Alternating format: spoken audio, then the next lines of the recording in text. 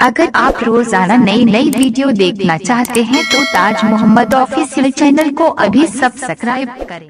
मुसलमानों, उस दिन के लिए हम क्या तैयारी कर रहे हैं जिस दिन हमारे जबान पे तो ताला लगा ही होगा, हमारे जिस्म के आज़ा हमारे खिलाफ हो जाएंगे। इंसान सोच रहा होगा ये हाथ तो मेरे थे, ये पैर तो मेरे थे, ये आंखें तो मेरी थी, ये कान तो मेरे थे, ये मेरे आज़ा थे या अल्लाह के जासूस थे या सारे के सारे मेरे खिलाफ हो गए।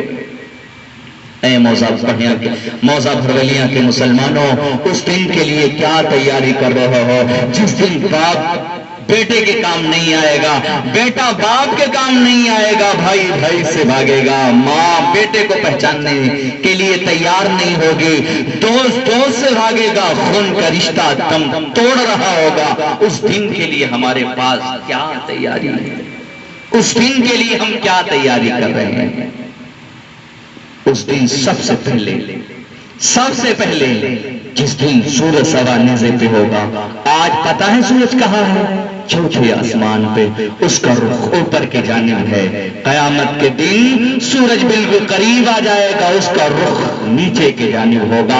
आज चौथे आसमान पे सूरज रुख ऊपर की जानिब, फिर भी गर्मी के मौसम में इतनी तपिश बर्दाश्त नहीं। अगर गर्म पत्थर पे हम अपना पैर रख दें तो बर्दाश्त नहीं कर पाते हैं। बताइए जब सूरज सवा नेज़े पे होगा, ज़बी ताबे की होगी, क्या हालत होगी हमारी। मेरे नबी फरमाते हैं कोई टखनों तक पसीने में डूबा होगा, कोई घुटनों तक पसीने में डूबा होगा, कोई कमर तक पसीने में डूबा होगा, कोई सीने तक, कोई पूरा पसीने ही में सराबोर होगा, अपने अपने अमाल के हिसाब से सजा। हजरत मोहतरम, उस दिन के लिए हम और आप क्या तैयारी कर रहे हैं? एक बुजुर्ग मैंने सुना ना, एक आलिम बयान कर रहे थे, मैं उनके जरिए सुना तो यूं लगता है किसे जिसमें ऐसा लगता है कब कभी तारी हो जाए, लोग खड़े हो जाएंगे, अल्लाह कितना भयानक वो वक्त होगा। एक बुजुर्ग है, उनका बयान है, इब्ने रजब हम्बली नाम के एक बुजुर्ग हैं, उनका बयान है कयामत के दिन जो पसीना बहेगा लोगों के जिस्म से, उस पसीने में इतनी गर्मी होगी कि अगर एक कतरा ओहद पहाड़ पे डाल दिया जाए तो ओहद पहाड़ भी पिघल कर बह जाएगा। अल्लाह अकबर। यहाँ पसीना होता है, कांच के फेंक देते हैं, बहुत होता है तो थोड़ी सी बदबू उस पसीने में होती है। इब्ने रजब हम्बली फरमाते हैं कि उस पसीने में इतनी बदबू होगी कि एक कतरा उस पसीने का अगर दुनिया में टपका दिया जाए तो उसकी बदबू से इंसान तो इंसान है, जानवरों का दिमाग फट जाए। अल्लाह अकबर, कैसा भयानक वो समा होगा। उस वक्त सबसे पहले यही पूछा जाएगा, बोल कितनी नमाजें पढ़ के आया है, कितनी नमाजें छोड़ के आया है। मेरे नबी फरमाते हैं क़यामत के दिन सबसे पहले बंदे से नमाजी के ताल्लुक से पूछा जाएगा। मेरे नबी फरमाते हैं बंदे ने नमाज पढ़ा है और इबादतें कम भी है, नमाज की बरकत से अल्लाह कबूल कर लेगा, लेकिन अगर नमाज के मामले में फंस गया, सारे मामलात मैदान महशर में बिगड़ जाएंगे। और आज हम नमाजी के मामले में गफलत बरत रहे हैं, नमाजी के मामले में सुस्ती बरत रहे हैं। मैं जब भी आता हूँ, आपके यहाँ भी मैं कई बार पूछा हूँ, कहा हूँ, सुनाया हूँ, आप सबको बताया हूँ, जहां भी जाता हूँ ये बात मैं रखता हूँ। आज फिर मैं वही बात रख रहा हूँ कि मुझे बताएं, नमाज ना पढ़ने वाले मुसलमानों, मुझे बताओ नमाज कौन नहीं पढ़ता? नमाज कौन नहीं पढ़ता? हर मुसलमान मर्द औरत पर 5 वक्त की नमाज फर्ज है। अगर वो आकिल बालिग है तो जो नमाज की फर्जियत का इनकार करे वो काफिर है, जो एक वक्त की भी जानबूझ के नमाज छोड़ दे वो फासिक है। और बाज़ाइम किराम के नजदीक जैसे हज़रत इमाम हम्बल है और बहुत से साहबे किराम है, उनमें से जरूर कदर साहबी खलीफे दोयम हजरत उमर फारूक आज़म है, इन साहबा के नजदीक जानबूझ के एक वक्त की नमाज छोड़ देने वाला काफिर हो जाता है। अल्लाह, लेकिन अपने इमाम आज़म अबू हनीफा के नजदीक काफिर तो नहीं होता, लेकिन हद कुफ्र तक पहुंच जाता है। ये छोटी बात है। तो जो नमाज नहीं पढ़ता, नमाज की फर्जियत का इनकार करता, वो काफिर है। और जो नमाज को हल्के में लेता है, खफीफ समझता है, हल्के में लेके नमाज नहीं पढ़ता है, वो भी काफिर है। اور جو نماز کی اہمیت تو سمجھتا ہے لیکن کاہلی اور سستی کی بنیاد پہ نماز نہیں پڑھ پاتا وہ فاسق ہے۔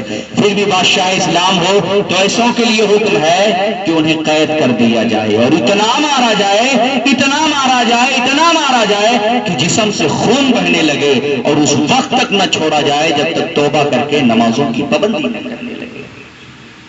تو وہ لوگ نا جو جمعہ جاتے ہیں ایک ہفتے میں، جمعہ کے دن 2 رکعت پڑھ کے اتنی تیزی سے بھاگتے یوں لگتا ہے کہ بھاگ نہیں رہے، کوئی ڈنڈے مار کے بھگا رہا ہے۔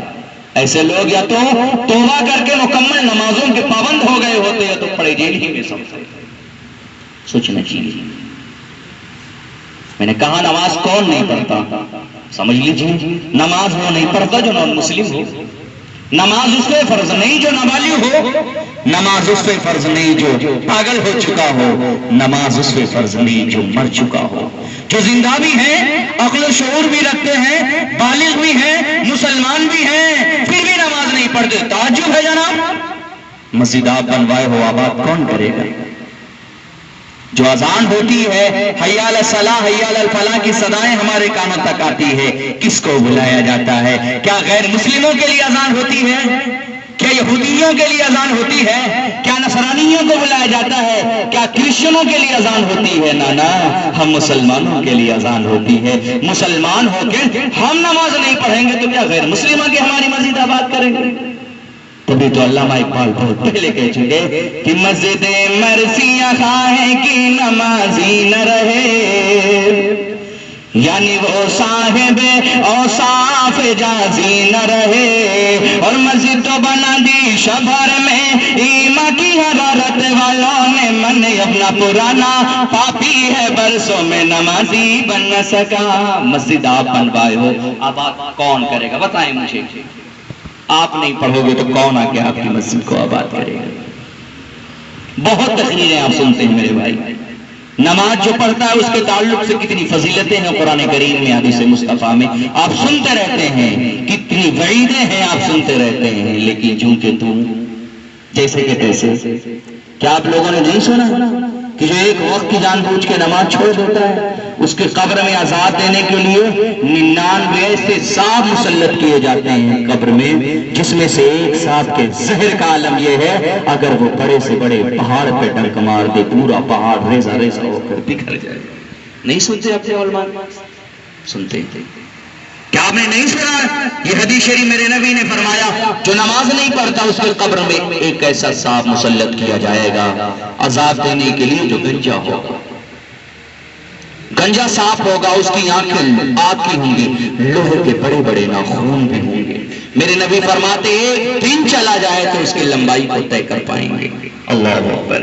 میرے نبی فرماتے ہیں وہ گنجا سانپ چیخ کر چلا کر کہے گا میں وہ گنجا سانپ ہوں کہ اللہ نے نماز نہ پڑھنے کی وجہ سے تجھ پہ مسلط کیا ہے، اور فجر کی نماز چھوڑنے کی وجہ سے میں تجھے ظہر تک ماروں گا، ظہر کی نماز نہ پڑھنے کی وجہ سے عصر تک ماروں گا، عصر کی نماز نہ پڑھنے کی وجہ سے مغرب کی نماز قضا کر دینے کی وجہ سے عشاء کی نماز چھوڑ دینے کی وجہ سے فجر تک ماروں گا۔ میرے نبی فرماتے ہیں وہ جب سانپ اپنے پنجوں سے مارے گا، اپنے ناخنوں سے مارے گا، بندہ 70 ہاتھ زمین میں دھس جائے گا، پھر نکالے گا، پھر مارے گا، پھر نکالے گا، پھر مارے گا۔ اللہ اکبر۔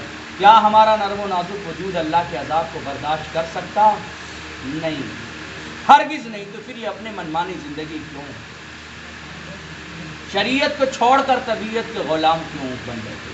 یہاں جو نماز نہیں پڑھنے والے ہیں، جو نماز نہیں پڑھتے، ایسے لوگ بھی یہاں بیٹھے ہوں گے، آپ کے گاؤں میں بھی ایسے لوگ ہوں گے، تقریریں سنتے رہتے ہیں، کوئی کہتا ہے نماز پڑھو، انکار کوئی نہیں کرتا، بہت جو بگڑائے ہو وہی انکار کر دے گا مجھے نماز نہیں پڑھنی، یا چل تو پڑھ، تو اپنا کرا، کسی کا کوئی کسی کی خبر میں نہیں جائے گا، وغیرہ وغیرہ۔ ورنہ کوئی انکار نہیں کرے گا، جس سے بھی کہیں پیار محبت سے ہر کوئی کہے گا نماز پڑھوں گا۔ 110-20 گاؤں، تقریباً 20 گاؤں تک، 120 گاؤں تک ہم لوگ جا چکے ہیں، آج تک کوئی ایسا بندہ نہیں ملا جو انکار کرتے نہیں میں نماز نہیں پڑھوں گا۔ ہر کوئی کہتا ہے نماز پڑھوں گا، ہر کوئی کہتا ہے نماز پڑھوں گا، آپ میں سے جو یہاں بیٹھے ہوں جو نماز نہیں پڑھتے ہیں، آپ لوگوں سے بھی اگر کسی نے کہا ہوگا، آپ نے یہی کہا ہوگا ٹھیک ہے نماز پڑھیں گے حضرت، غلط کر رہا ہوں، جمعہ سے پڑھوں گا، آپ سے پڑھوں گا، تب سے پڑھوں گا۔ لیکن میں ان لوگوں سے پوچھنا چاہتا ہوں جو اس طرح سے پلاننگ کرتے ہیں، پلان بناتے ہیں، پڑھوں گا جمعے سے پڑھوں گا، رمضان سے پڑھوں گا، اب سے پڑھوں گا، تب سے پڑھوں گا، جو پلان بناتے ہیں ان سے پوچھنا چاہوں گا صرف پلان ہی بناتے رہو گے یا پڑھو گے؟ کتنے سارے لوگ تھے اب نہیں ہیں جو کہتے تھے جمعے سے نماز پڑھیں گے، رمضان سے نماز پڑھیں گے، پلان بناتے بناتے ان کی نماز جنازہ پڑھ دی گئی۔ کہیں آپ بھی ان لوگوں میں نہ ہو جائیں۔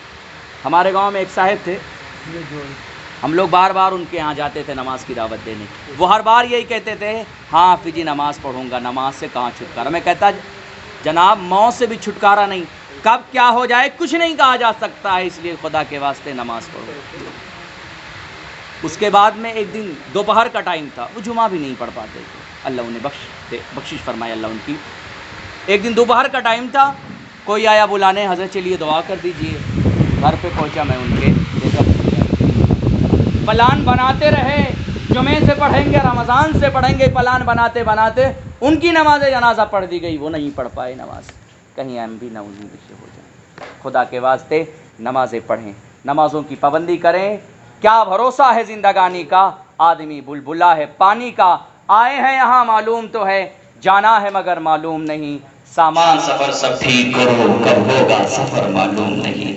ہر کوئی لائن میں لگا ہے، کوئی ایسا نہیں ہے جسے مرنا نہیں ہے، ہر کوئی لائن میں لگا ہے، کسی کا نمبر پہلے آئے گا، کسی کا بعد میں آئے گا۔ یہ چھپو دستار میں جو پھرتے ہیں، جو کرتے اور پیجامے میں ٹوپی لگا کے علماء کرام ہیں، انہیں بھی موت آنی ہے اور آپ سب کو بھی موت آنی ہے، موت سے کسی کو بچنا نہیں ہے۔ ہر کوئی لائن میں لگا ہے، کسی کا نمبر پہلے آئے گا، کسی کا بعد میں آئے گا، مرنا تو سب کو ہے جناب۔ موت سے کس کو رشتگاری ہے، آج وہ کل ہماری باری ہے۔ آج نئی بات سمجھ میں آتی ہے، آپ کے علماء کرام کہتے ہیں نماز پڑھو نماز پڑھو، نئی بات سمجھ میں آتی، لیکن کل سمجھ میں آ جائے گا۔ حضرت مولا علی فرماتے ہیں اس آدمی کی مثال جو نمازوں سے دور ہے، مسجدوں سے دور ہے، رب سے دوری بنائے ہے، اس کی مثال بالکل اس آدمی کی طرح ہے۔ ایک آدمی ہے، اس کے پاس رہنے کے لیے مکان نہیں، کھانے کے لیے سامان نہیں، پہننے کے لیے کپڑے نہیں، پھٹے پرانا کپڑا پہنے وہ گیا، فٹپاتھ پہ سو گیا، سو گیا، خواب دیکھنا شروع کیا، میں بڑا امیر آدمی بن گیا، رہنے کے لیے اچھے اچھے مکانات، کھانے کے لیے عمدہ غذائیں، چلنے کے لیے ایسی کنڈیشن